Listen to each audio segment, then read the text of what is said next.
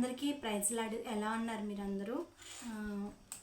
మరొక వీడియోతో నేను మీ ముందుకు వచ్చాను. అది ఏంటి అని అంటే నేను గమనిస్తున్నటువంటి విషయాలు మీ ముందుకు తీసుకొని వస్తాను. ప్రస్తుతము మనం యూట్యూబ్ ఛానల్స్లో ఓపెన్ చేసినప్పుడు మతోన్మాదులు అన్న వాళ్ళు కొంతమంది ఉన్నారు కదా, వాళ్ళు ముఖ్యంగా క్రైస్తవుల్ని టార్గెట్ చేయడానికి, అలానే పాస్టర్స్ని టార్గెట్ చేయడానికి కొన్ని కారణాలు అన్నవి నేనైతే గమనించిన విషయాలు మీతో చెప్తాను. అవి ఏంటి అని అంటే, వాళ్ళు ముఖ్యంగా బైబిల్లో ఉన్న కొన్ని విషయాలను వాళ్ళు వాటిని వాళ్ళు తప్పుగా అర్థం చేసుకొని వాళ్ళని అదే పోర్ట్రేట్ చేస్తూ, అదే పెద్ద భూతద్దం లాగా చేస్తూ దాన్ని భూతద్దం లాగా చేస్తూ ప్రకటిస్తూ ఉన్నారు కదా. అదొక విషయం. అయితే ముఖ్యంగా వాళ్ళు చేస్తున్నటువంటి నిందలు ఏంటి అని అంటే, ఒక క్రైస్తవుడుగా ఉన్నటువంటి మెయిన్గా పాస్టర్స్ అన్న వాళ్ళు ఈ విధంగా దశంభాగాలు తీసుకుంటారు, లేకపోతే పాస్టర్స్ అన్న వాళ్ళు ఈ విధంగా దేవుని సేవ సరిగ్గా చేయడం లేదు అన్న వాళ్ళ రీతిలో వాళ్ళ మీద నిందలు వేయడానికి, నిందలు అని అంటే ఒక్కొక్కసారి కొన్ని చోట్ల జరుగుతూ ఉంటాయి కదా. అందరూ మంచి వాళ్ళు ఉండరు, అందరూ చెడ్డవాళ్ళు ఉండరు. అయితే వాళ్ళ దృష్టిలో ఎవరైతే వాళ్ళు చెడ్డవారు కనుక వాళ్ళ దృష్టిలో చెడ్డవారే కనిపిస్తూ ఉంటారు. మనం మంచిగా ఉన్నప్పుడు మన దృష్టిలో మనకి ఎవరైనా కనిపించినా కూడా వాళ్ళల్లో కూడా మనం మంచిగా వెతుకుతాము. అయితే వాళ్ళ హృదయాలు చెడిపోయినవి కాబట్టి ఎదుటి వారి హృదయాలు కూడా చెడిపోయినవి, వాళ్ళు చెడే వెతుకుతూ ఉంటారనమాట. మన కర్మ అనుకోవాలో ఏమో తెలియదు కానీ పాస్టర్స్లో కొంతమంది వారి కాళ్ళల్లో పడడము, వాళ్ళు చేసినటువంటి ఆ చెడుతనము, అవన్నీ వాటి ద్వారా బైబిల్నే అసహించుకొని, బైబిల్లో ఉన్నటువంటి యేసుక్రీస్తు ప్రభువారిని అసహించుకొని ఆయన మీదే లేనిపోని నిందలు వేస్తూ వాళ్ళు ఇంకా వాళ్ళ పబ్బం గడుపుకోవడానికి, వాళ్ళు గూగుల్ పేలు, ఫోన్పేలు నింపుకోవడానికి, వాళ్ళ జోబులు నింపుకోవడానికి, వాళ్ళ కుటుంబాలు పోషించబడడానికి వాళ్ళు చేస్తున్న ప్రయత్నాలు అనమాట.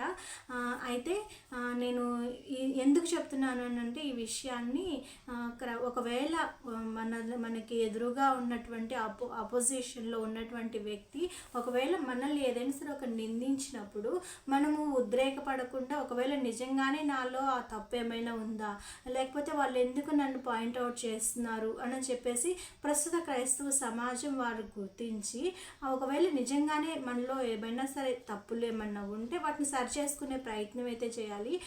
అటువంటి వారిని ఒకవేళ వారు ఇంకా సరి చేసుకోకుండా ఉన్నటువంటి వారు, ఇప్పుడు పాస్టర్స్ అన్న వాళ్ళు కొన్ని చర్చిల్లో ఒకవేళ ఎవరిదైనా ఆడవారితో అసభ్యంగా ప్రవర్తించడం కానీ, లేకపోతే ఇంకా దశంభాగాలని, ఒకవేళ దశంభాగం ఇవ్వడం అన్నది దేవుని చిత్తం. ఎందుకని అంటే మనం ఒక విత్తనం వేసినప్పుడే దేవుడు దానికి ప్రతిఫలంగా మనకు అధికంగా ఇస్తారనమాట. ఏమన్నారు యేసుక్రీస్తు ప్రభు వారు మలాకీ గ్రంథంలో, పాత నిబంధన గ్రంథంలో ఏం చెప్తారు అని అంటే, నువ్వు దశంభాగం ఇచ్చి నన్ను శోధించినప్పుడు నేను ఆకాశపు వాకిండ్లు విప్పి నీకు పట్టజాలనంత విస్తారంగా నీకు సమకూరుస్తాను అని చెప్పారు. కాబట్టి మనం దశంభాగం ఇచ్చి దేవుని శోధించేవారుగా ఉన్నప్పుడు మన అవసరాలు, మన అక్కర్లన్నీ తీరుస్తారు. దశంభాగం అంటే ఇప్పుడు ఫస్ట్ మనం ఏం చేయాలంటే, ప్రతిదీ మనము మొట్టమొదటిగా మనం దేవుని రాజ్యమును, నీతిని వెతికినప్పుడు అవన్నీ మనకు అనుగ్రహించబడతాయి. అంటే మనకి ఇప్పుడు ఒక శాలరీ వస్తుంది, ఫర్ సపోజ్ ఒక 10,000 రూపాయలు నీకు శాలరీ వచ్చింది. దశంభాగం అంటే దాంట్లో ఒక 1,000 రూపాయలు. ఫస్ట్ శాలరీ వచ్చిన ఫస్టే నువ్వు లాస్ట్లో ఖర్చులన్నీ తీసేసి, నా ఖర్చులు, నా మొత్తం ఇన్కమ్ ఇంత అయింది, నా ఖర్చులు మొత్తం ఎంత అయినాయి, ఇది మిగిలింది కాబట్టి ఇది దశంభాగం అన్న రీతిగా కాకుండా, ఎప్పుడైతే ఫస్ట్ శాలరీ వచ్చిన వెంటనే ఫస్ట్ ఆ మనీ, ఆ 10% అన్నది నువ్వు ఎప్పుడైతే తీసి పక్కన పెడతావో, ఆ పక్కన పెట్టినప్పుడు దేవుడు చూస్తాడు. మొట్టమొదటిగా నాకు ఇచ్చాడు కాబట్టి ఆ నెలంతా నీకు కావాల్సిన ప్రతి అవసరాన్ని దేవుడు ఖచ్చితంగా తీరుస్తాడు. అది మా లైఫ్లో జరుగుతుంది, తర్వాత నా చుట్టుపక్కల మా రిలేటివ్స్ లైఫ్లో నేను చూసినప్పుడు కానీ, ఇంకా అంటే క్రైస్తవులుగా ఆ, మందిరానికి వచ్చినటువంటి వ్యక్తుల్లో వాళ్ళు చెప్పినప్పుడు కానీ, అప్పుడు ఏ రోజైతే నేను దశంభాగం తీసి నేను మందిరంలో వేశానో ఆ నెలంతా మాకు ఏ కొదువ లేకుండా, మాకు ఏ అక్కర లేకుండా, మేము ₹1 అప్పు చేయకుండా ఆ నెలంతా మాకు గడిచిపోయింది అని చెప్పిన వాళ్ళు ఉన్నారు. నేను ఈ నెల దశంభాగం వేయలేకపోయాను అన్నప్పుడు వారు ఏమంటారు, బైబిల్ గ్రంథంలో ఉంటుంది, సంచికి హోల్ పడుతుంది కదా, అది కరెక్ట్గా ఆ విధంగా చినిగిపోయిన సంచి మాదిరిగా మనీ అన్నది పోతూ ఉంటుంది అనమాట. కాబట్టి మనం ఏం చేయాలి, మనకి దేవుడు చెప్పినటువంటిది నువ్వు దశంభాగం వేసిన తర్వాత నువ్వు నన్ను శోధించు. యేసయ్య నేను నీకు మనీ వేశాను, యేసయ్య నాకు ఈ నెలలో ఈ అక్కర ఉంది, ఈ అక్కర నువ్వు తీర్చు, ఈ అక్కర నాకు అవసరము, నాకు దీనికి కావాల్సిన డబ్బు లేదు, లేకపోతే నాకు ఇది కావాల్సినటువంటి అవసరం ఇప్పుడు మిగిలింది, కాబట్టి నువ్వు నాకు తీర్చు అని చెప్పేసి మనం దేవుని శోధించినప్పుడు ఆయన ఖచ్చితంగా ఏదో ఒక మార్గం ద్వారా ఖచ్చితంగా ఆయన ఇస్తారనమాట. కాబట్టి దశంభాగం వేయడం అన్నది మన దేవుని ఆజ్ఞలలో చాలా ఆజ్ఞలు ఉంటాయి కదా, వాటిల్లో ఒకటనమాట. కాబట్టి పాత నిబంధన గ్రంథంలో ఉంది, కొత్త నిబంధన గ్రంథంలో అయితే నీ హృదయపూర్వకంగా దశంభాగం అనే కాదు, కానీ నీకు హృదయంలోకి ఎంత అనిపిస్తే అది ఎక్కువైనా అవ్వచ్చు, ఎంతైనా అవ్వచ్చు, నీ హృదయపూర్వకంగా నువ్వు ఇవ్వమని చెప్పేసి యేసుక్రీస్తు ప్రభువారు చెప్తున్నారనమాట. అయితే వాళ్ళు దశభాగాల గురించి ఆ విధంగా వాళ్ళే ఎద్దేవా చేయడం జరుగుతుంది. అలానే కొంతమంది పాస్టర్స్ అన్న వాళ్ళు వాక్యాలు చెప్పేవారుగా మాత్రమే ఉంటారు, కానీ వారి జీవితాలలో అన్వయించుకునేవారుగా ఉండరనమాట. మనం మెయిన్గా ఏం చూస్తాము, మనకు యేసుక్రీస్తు ప్రభువారు మనకి ఎదురుగా ఉంటారు. కాబట్టి మనకి క్రైస్తవులుగా మనం వచ్చినప్పుడు మన రోల్ మోడల్, మనకి ఎదురుగా ఎవరైతే రోల్ మోడల్ ఉంటారో వాళ్ళని మనం చూస్తాము. వాళ్ళని మనం చూసినప్పుడు వాళ్ళు దేవుళ్ళు ఈ విధంగా జీవిస్తున్నారు, ఈ విధంగా బ్రతుకుతున్నారు, ఈ విధంగా వాళ్ళు ఆశీర్వదించబడుతున్నారు అని చెప్పేసి వాళ్ళని రోల్ మోడల్గా చూసుకొని మనము వాళ్ళ ప్రకారంగా మనం కూడా ఆ విధంగా ఉండాలి, మనం కూడా దేవుళ్ళు వాళ్ళంత బలంగా నిలబడాలి, ఆ విధంగా ఉండాలి అని చెప్పేసి మనం సగం జీవిత ప్రయాణం చేస్తాము. చేసినప్పుడు వాళ్ళు ఏదైనా సరే ఒక విషయంలో ఒకవేళ పడిపోతే, వాళ్ళు ఏదైనా సరే ఒక విషయంలో శోధనకి లొంగిపోయినప్పుడు మనం వాళ్ళని చూసి ఇన్స్పైర్ అయ్యి మన ఆత్మీయ జీవితము బలపడినప్పుడు, వాళ్ళని చూసి ఇన్స్పైర్ అయినప్పుడు, వాళ్ళు ఎప్పుడైతే పడిపోతారో వాళ్ళని చూసి మనం కూడా కృంగిపోయే వారంగా ఉంటాం అనమాట. చాలామంది ఆ విధంగానే ఉంటారు. నేను కూడా ఫస్ట్లో అసలు అక్కడ అంటే ఎట్లా చెప్పాలనంటే, ఒక నిజంగా దేవుని కోసం రోషం కలిగి, ఎటువంటి నిస్వార్థము లేకుండా, ఎటువంటి తప్పులే లేకుండా, ఈ వ్యక్తులు ఎటువంటి లోపం లేదు అని చెప్పేసి ఉన్న వ్యక్తులు ఎవరైనా ఉంటారా వాళ్ళని చూసి వాళ్ళని మనము ఇన్స్పైర్గా తీసుకొని వాళ్ళ కోసం వాళ్ళకిలాగే నేను కూడా, ఇప్పుడు పౌలు అంటారు కదా, నేను క్రీస్తుని పోలి నడుచుకున్నట్లుగా మీరు నన్ను పోలి నడుచుకోండి అని చెప్పేసి పౌలు చెప్తారు.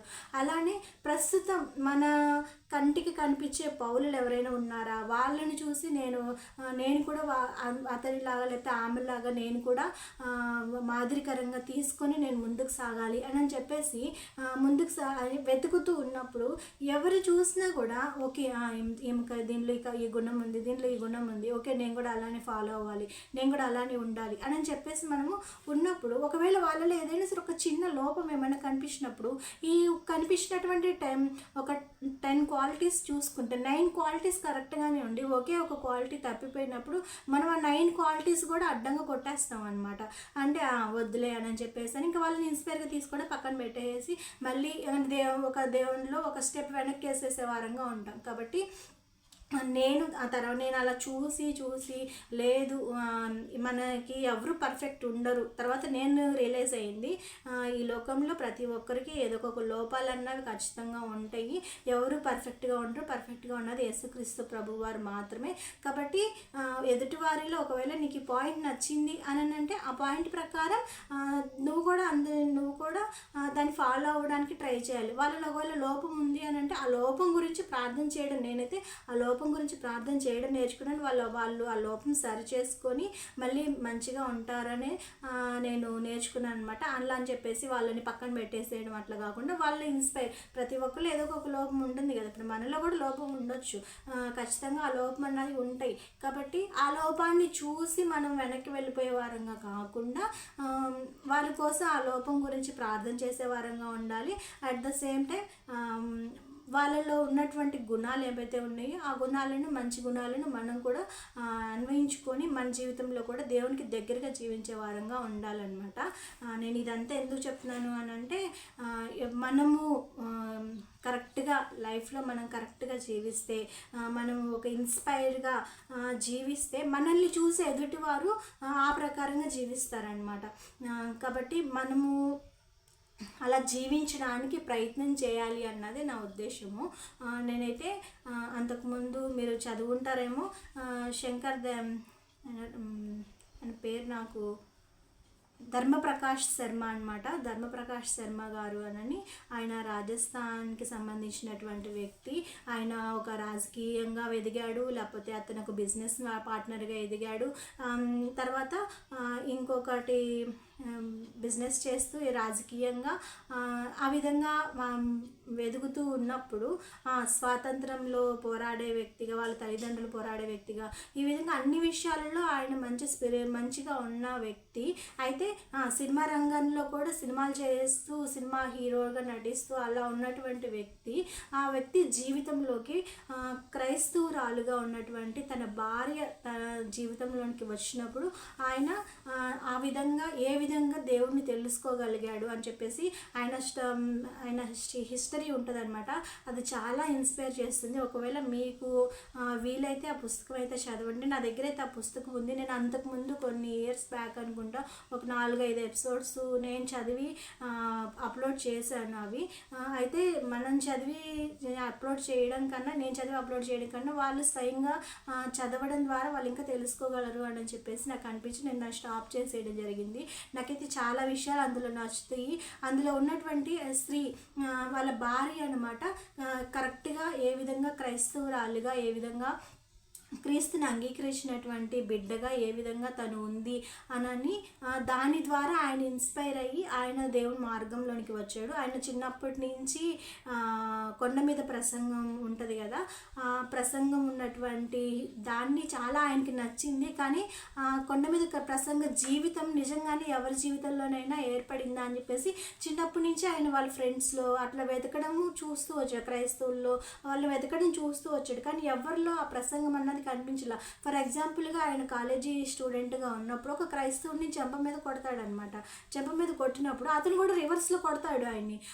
నీకు ఇప్పుడు అది కొండ మీద ప్రసంగంలో నువ్వేం, యేసుక్రీస్తు ప్రభు వారు ఏం చెప్పారు, నువ్వు ఒక చెంప చూపిస్తే నీకు చెంప దెబ్బ కొడితే నువ్వు రెండో చెంప చూపించు అని అక్కడ ఉంది. కానీ క్రైస్తవ జీవితంలో అలా ఉందా? మనం రెండో చెంప కొట్టేవారంగా ఉంటాం. అటువంటి వారు అన్యులుగా ఉన్నటువంటి వారు ఏం చేస్తారు, అది చూసి ఓకే వీరు చదువుతారు కానీ పాటించేవారుగా ఉండరు, వీరి జీవితాలలో క్రైస్తవ్యం అన్నది ఉండదు, పేరుకే వీరు క్రైస్తవులు అన్న రీతిలో ఉండిపోయి ఇదంతా ట్రాష్, ఇది అదంతా కాదు అని చెప్పేసి అని వాళ్ళు ఆ విధంగా వెనక్కి వెళ్ళిపోయేవారుగా ఉంటారనమాట.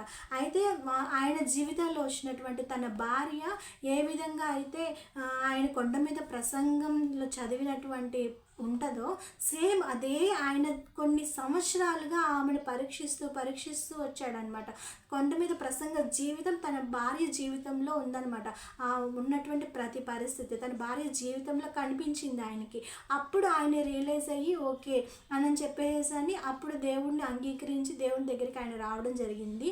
ఒక ఇన్సిడెంట్ అయితే నేను మీకు చెప్తాను. అది ఏంటి అని అంటే, ఆయన బయటికి ఆఫీసు బిజినెస్ పని మీద అట్లా హడావిడిగా వెళ్తూ ఉన్నాడనమాట. రెడీ అవుతా ఆమె అంతా మొత్తం సిద్ధం చేసి కోటు అదంతా రెడీ చేసి పెట్టినప్పుడు ఏమైంది అని అంటే, సాయంత్రం ఇట్లా మీరు త్వరగా రండి, ఇట్లా ప్రేయరు ఒక మీటింగ్ ఉంది, ఖచ్చితంగా నేను వెళ్ళాలి, మీరు నన్ను తీసుకొని వెళ్ళండి అని చెప్పేసి అడుగుతుంది అనమాట. అడిగినప్పుడు లేదు నేను పంపించను, నేను రాను, నాకు ఆఫీస్ చాలా వర్క్ ఉంది, నేను రాను అని చెప్పేసి అని అంటే, లేదు మీరు ఖచ్చితంగా రావాలి, ఖచ్చితంగా వచ్చి నన్ను తీసుకొని వెళ్ళాలి, ఆయన్ని కలవాలి అని చెప్పేసి ఆమె చెప్తుందనమాట. చెప్పినప్పుడు ఆయనకి కోపం వచ్చేసి బూట్ కాల్తో ఒక తంతాడు, ఆమెని గట్టిగా తంతాడు బూట్ కాల్తో. ఆమె బూట్లు వేస్తూ ఆయనకి షూస్ లేస్ కడుతూ అడుగుతుంది అనమాట. అప్పుడు అదే కాల్తో ఆమెను ఒక్క తంతాడు తల మీద. తనినప్పుడు ఆమె పడిపోతుంది అనమాట. తనినప్పుడు ఆమె ఏంటంటే గోడకి అంత స్పీడ్గా తన్నేసరికి గోడకి వెళ్ళేసి పడిపోతుంది. పడిపోయినప్పుడు ఆ గోడకి తగిలి బ్లడ్ వచ్చేస్తుంది అనమాట. బ్లడ్ వచ్చినప్పుడు వాళ్ళ అత్తగారు బయట వింటారు ఆ సిచ్యువేషన్, శబ్దం రావడము అట్లాగా అయినప్పుడు ఆమె వచ్చి గబగబా వచ్చేసి అడిగిద్ది ఏమైంది ఏమైంది అని అంటే ఇంకా అతను స్పీడ్గా వెళ్ళిపోతాడు. స్పీడ్గా ఆయన వెళ్ళిపోతాడు. ఆమె వెళ్ళిపోతూ ఉంటాడు. ఆమె అంటది వెంటనే ఏం లేదు, నాకేం జరగలేదు, మంచిగానే ఉంది, నేనే గబక్కనే కాల్ జారి పడిపోయాను అని చెప్పేసి అని ఇంక మళ్ళీ ఆయనకి మళ్ళీ ఏమంటారు కోటు ధరింపచేసి దగ్గరుండి తీసుకొని వెళ్ళి కారు దగ్గరికి తీసుకొని వెళ్ళి సాగనంపి పంపించేస్తాను అనమాట. అప్పుడు ఆయనకి మనసులో కలిగిద్ది నేను ఇంత కోపడి నేను కాలుతో అంత తని బ్లడ్ ఒక పక్క నుంచి కారిపోతూ ఉంది కదా, అయినా ఆమె ప్రేమ చూపిస్తుంది ఏంటి, అసలు అంత ప్రేమ ఎక్కడి నుంచి వచ్చింది, ఆమె నమ్మినటువంటి ఆమె క్రీస్తులో వచ్చిందా, అటువంటి ప్రేమ క్రీస్తులో ఉందా అని చెప్పేసి అప్పుడు ఆయన రియలైజ్ అయ్యి దేవుని వైపు రావడం జరుగుతుందన్నమాట. కాబట్టి మన జీవితంలో కూడా మనం క్రీస్తుని అంగీకరించి క్రీస్తు కార్యములు మన జీవితంలో ఆ ప్రేమ అన్నది మన హృదయంలో ఉన్నప్పుడు ఏమవుతుంది అని అంటే ఎదుటి వారు అన్యులుగా ఉన్నటువంటి వారు కానీ క్రీస్తుని ఒకవేళ క్రైస్తవ్యంలో ఉన్న నామకార్థ క్రైస్తవులుగా ఉన్నటువంటి వారు కానీ మనల్ని చూసి ఇన్స్పైర్ అయ్యి వాళ్ళు వారి నిజమైన క్రైస్తవ్యంలోనికి వచ్చేవారుగా ఉంటారనమాట. కాబట్టి నేను ఇదంతా ఒక 15 minutes అయిపోయింది, నేను వేరే చెప్దాం అనుకొని టైం అయిపోయింది. సరే దేవుడు ఇంత అంగీకరించారేమో అనుకుంటున్నాను. అయితే నేను నెక్స్ట్ తర్వాత రోజు రేపటి నుంచి ఆ కొండ మీద ప్రసంగంలో ఉన్నటువంటి వాక్యాలని ధ్యానించి మీతో నేను షేర్ చేసుకుందాం అనుకుంటున్నాను. ఇక్కడ నేను కూడా పర్ఫెక్ట్ అని నేనైతే చెప్పను. ఖచ్చితంగా పర్ఫెక్ట్ అవుతూ ఉండాలి. మన క్రైస్తవులుగా మనం ప్రతిరోజు పర్ఫెక్ట్ అవుతూ ఉండాలి.